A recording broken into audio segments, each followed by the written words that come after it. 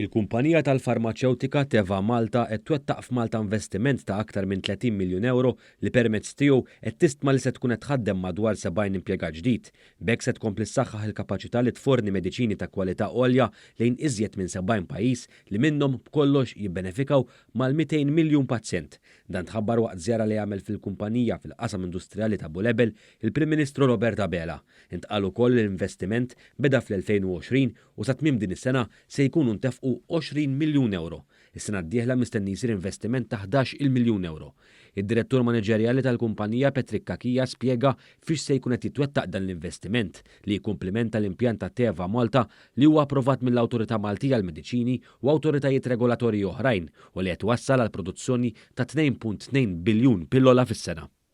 L-investiment li qed inħabbru llum jinkludi fost oħrajn xiri ta' makkinarju ġdid għal produzzjoni u għall-ippakjar, sistema ta' purifikazzjoni tal-ilma ġdida, investiment fi clean room għal 3 granulation base, kif ukoll tooling speċifiku għal proġetti ġodda. F'dan l-investiment hemm ukoll fost oħrajn l-estensjoni tal-laboratorju tal-quality control li ħajkun mammar bl-aħħar teknoloġija sabiex ikun lest jilqa' lit-testjar ta' proġetti ġodda.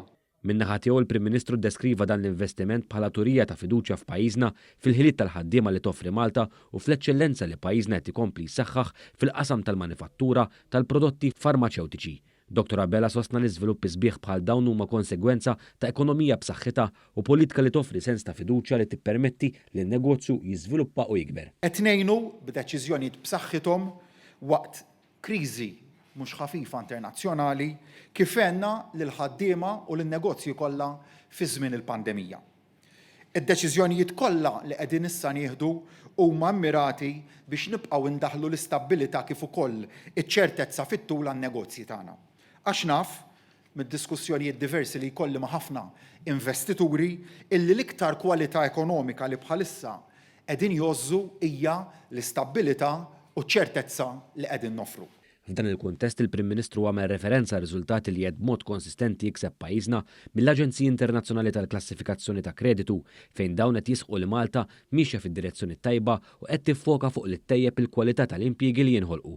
U għannota wkoll kif l-istudenti li qed jiggradwaw mill-Università, l-EMCAST u istituzzjonijiet edukattivi oħra qed isibu opportunitajiet sbieħ bħal fil-faċilitajiet sbieħ li kienet iżur.